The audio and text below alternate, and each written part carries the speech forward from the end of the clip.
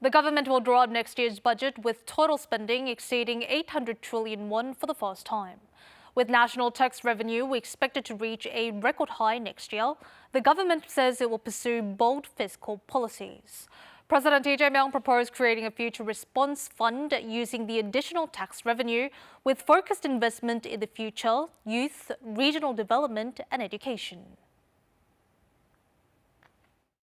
Next year's national tax revenue is expected to top 500 trillion won, around $334 billion. It is much higher than the initial forecast of 412 trillion won, boosted by the semiconductor supercycle. In announcing its fiscal management guideline for next year, the government said it will use the increased tax revenue as a catalyst for growth. 대규모의 추가 세수를 미래 대응을 위한 전략적인 투자 재원으로 활용하겠다는 말씀을 드립니다.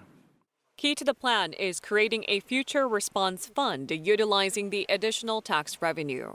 A blueprint has been unveiled to invest the fund in four major areas: the future, youth, regional development, and education. In particular, supporting the three mega projects will be top priority. 기업의 시간표대로 제대로 이루어질 수 있도록 정부 역량을 총동원해서 집중 지원하겠습니다. Accordingly, the government has decided to set total expenditure of over 800 trillion won for next year for the first time in history. It is the largest ever, up by more than 10% from this year's budget of 728 trillion won. On top of tax revenue, investment capacity will be maximized through an additional over 50 trillion won in intensive spending restructuring. The government plans to maintain such expansionary fiscal policy through next year and then stabilize expenditure growth from the following year.